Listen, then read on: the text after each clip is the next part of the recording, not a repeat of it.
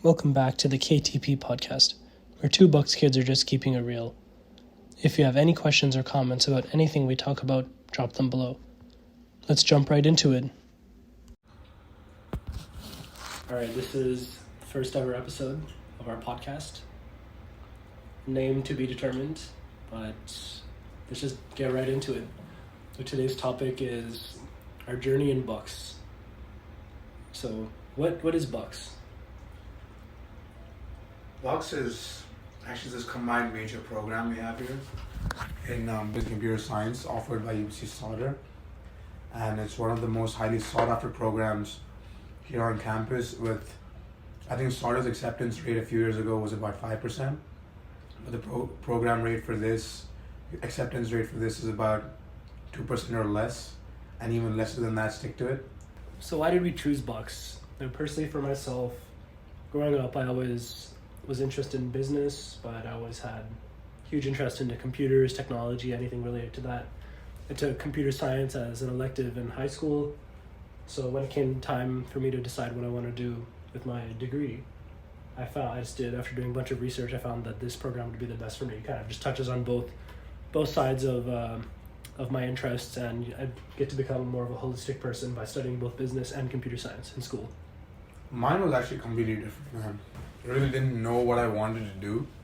Just kind of did sciences in high school and just came here, and honestly didn't have like a lot of thought process on what I wanted to do after school. But I did know that some part of business or technology is always going to be relevant in whatever, career paths that we can possibly have. And for me, UBC was the best fit. I really liked Vancouver as a place. I think it's one of the nicest places we have. And I feel like this program just offers quite a good balance between the business side of things and the technology and back-end side of things as well. Yeah, so next thing is, what are some of the career paths you can get out of doing this degree? This is a common question that personally I've been asked a lot, or just in general, we've always had to think about this kind of stuff. There's kind of two main paths from what I've noticed. The first path being you can become a software engineer. A lot of people, I would say maybe 70% of the people that I know in my program, maybe a bit more, 75-80%, they're all leaning more towards the software engineering side. The next path you can choose is kind of become like a consultant or a product manager.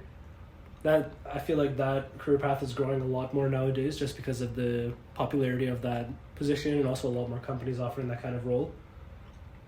But it's still a minority in terms of what people do at BUCS. Yeah, I agree on that, but at the same time, if 70% of them are doing software engineering roles, then why not just do CS? Why not just do CS with a business minor?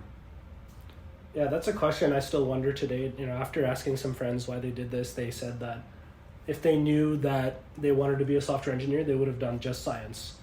And a lot of the other ones, they just thought that having both would make them a better candidate for whatever reason. But I guess the true answer, I still don't know.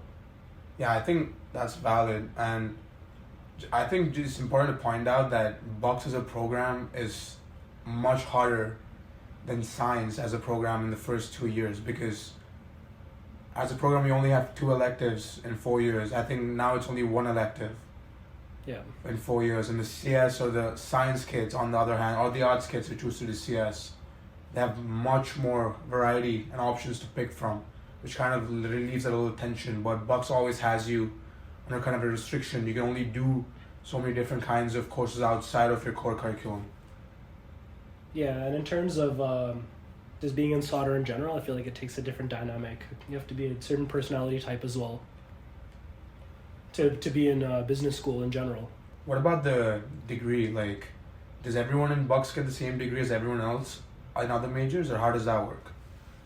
Yeah, so when you graduate with the Bachelor of Commerce, which is what BUCS is encompassed in, you get a piece of paper that says Bachelor of Commerce. But as of right now, the specialization is not shown on the piece of paper at all.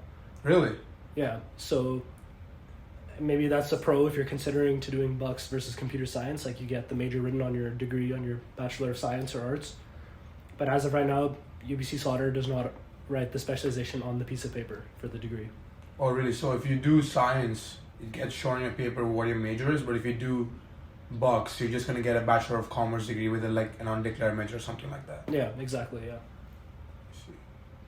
But one pro to this of being in BUCS is that you can be a part of both solder co-op and science co-op simultaneously. So it's like if you get into one of them, you're accepted into both, or how does that application work as well?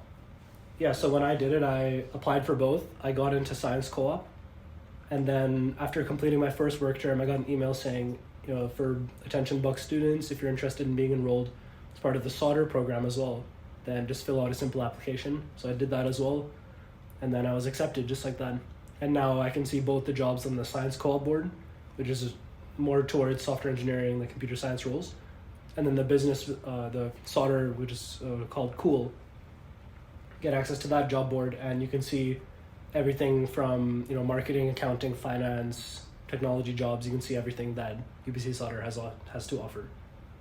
That's really cool. I think we should also talk about the career paths in depth, because you mentioned that 30% of students, give or take, are really looking into roles or kind of something that has a balance between tech and business.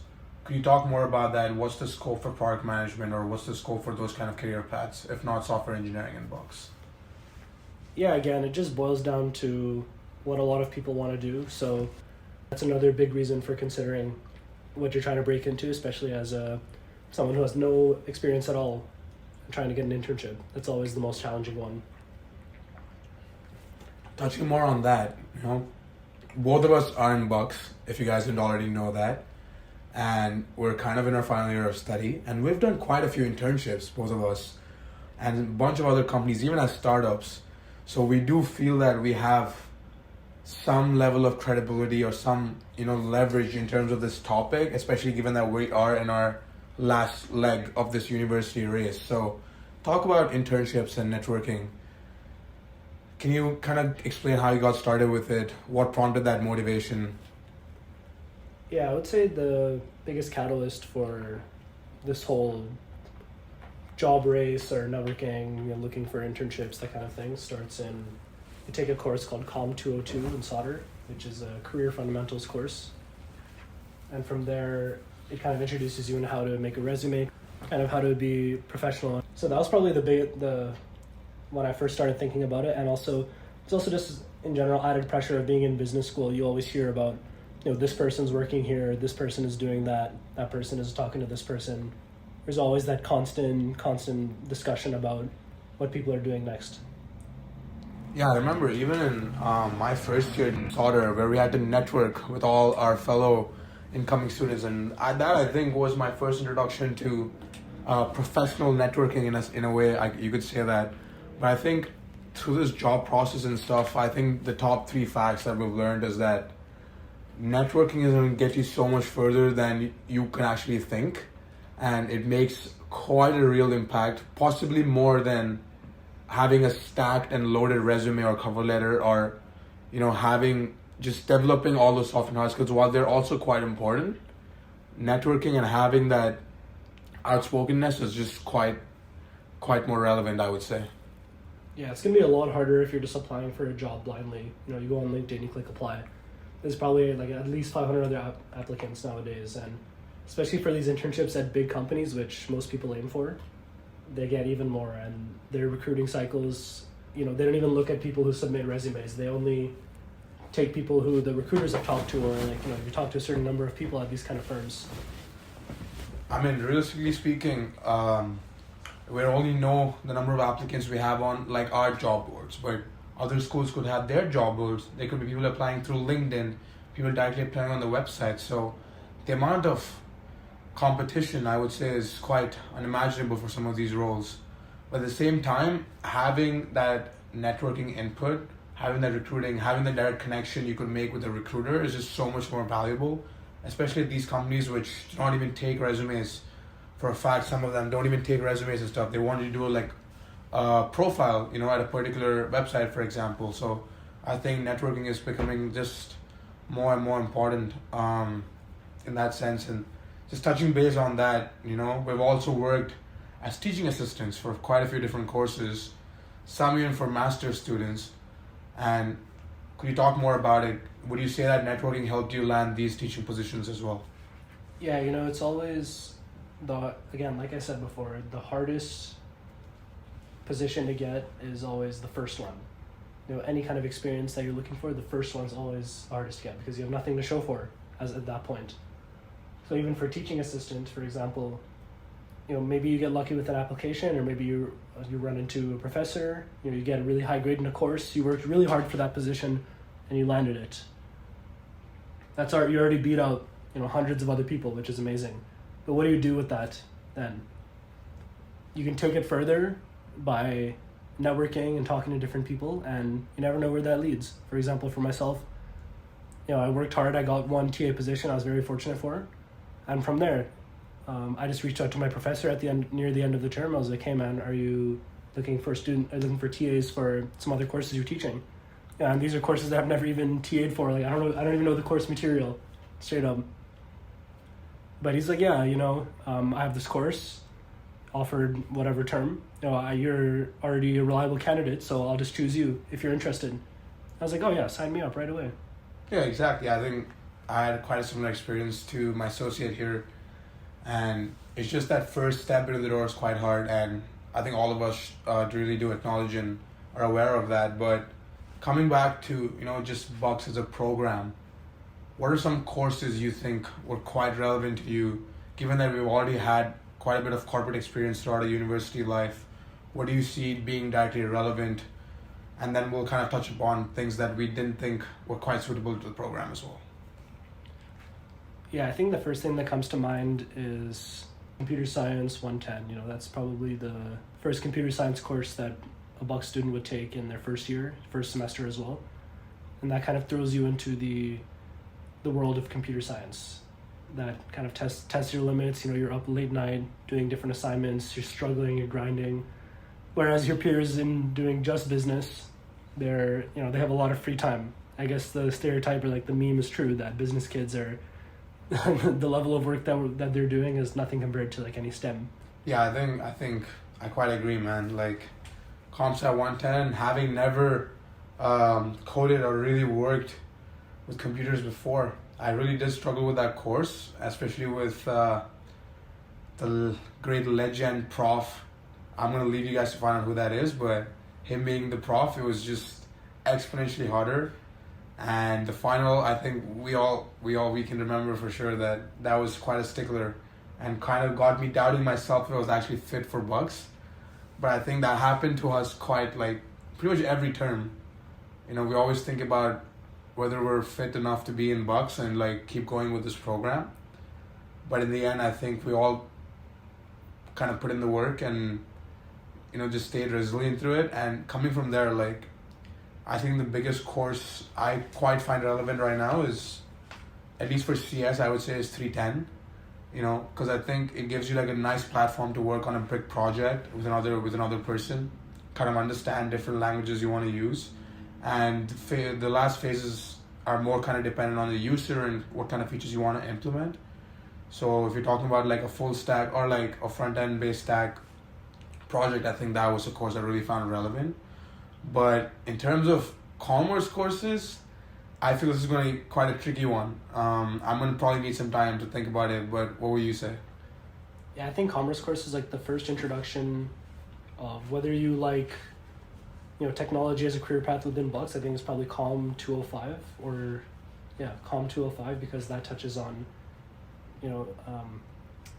entity relationship diagrams, just basic information technology concepts, along with like intermediate Excel, R programming, and that course, thankfully it's structured pretty well within solder compared to most computer science courses, straight up. But yeah, that's something that was really solid for me. But before we go into that, one thing I wanted to touch on is like back to Computer Science 110, that course. After the first midterm, even BUCS has an easily 50% dropout rate. I remember it within my cohort, I guess, my standard timetable. I'd say I knew everyone, I spoke to everyone, and after that first midterm, easily 50% of them were gone. And now that I'm going into my final year, my 5th year of school, I probably only know a quarter of those people remaining from that original, let's say 20, Yeah.